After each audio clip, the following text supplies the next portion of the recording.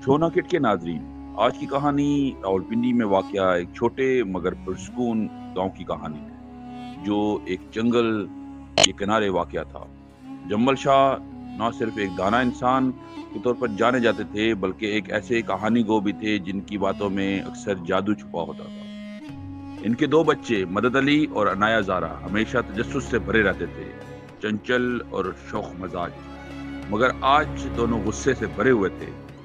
तुम हमेशा चालाकी से चीजें ले लेते हो, अनाया ने चीखते हुए कहा, हाथ में एक लकड़ी का तराशा हुआ घोड़ा थामे। और तुम बहुत सुस्त हो, मदद ने जवाब दिया और घोड़ा छीन लिया। जम्मल शाह आहिस्ता आहिस्ता बाहर आए।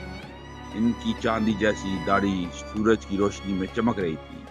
इनके हाथ में एक लकड़ी का डब्बा था जिस पर पुरस्कार नक्शो निगार थे। आओ बच्चों, इन्होंने नरमी से कहा, वक्त है एक कहानी का और शायद थोड़े से जादू का भी। बच्चे कुछ हिचकिचाए, इनके पास आकर बैठ गए। तो जम्मल ने डब्बा खोला। अंदर दो छोटे चमकते हुए टहनी रखे हुए थे, एक नीला, दूसरा हल्का गुलाबी। ये, इन्होंने कहा, जंगल के दिल के दरख्त से जादुई शाखें हैं। एक ताकतवर है, दूसरा ज़हीन, बिल्कुल तुम दोनों की तरह।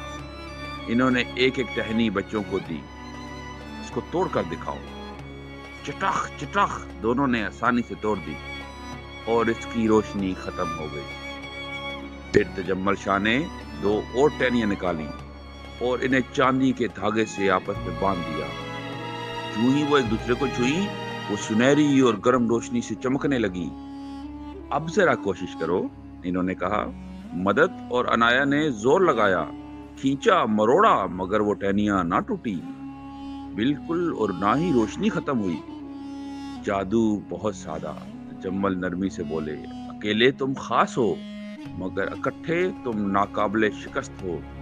हवा ने दरख्तों के पत्तों में सरसराहट पैदा की, जैसे जंगल भी ये बात सुन रहा हो। तुम्हें एक दूसरे के लिए चुना गया है, इन्होंने जारी रखा।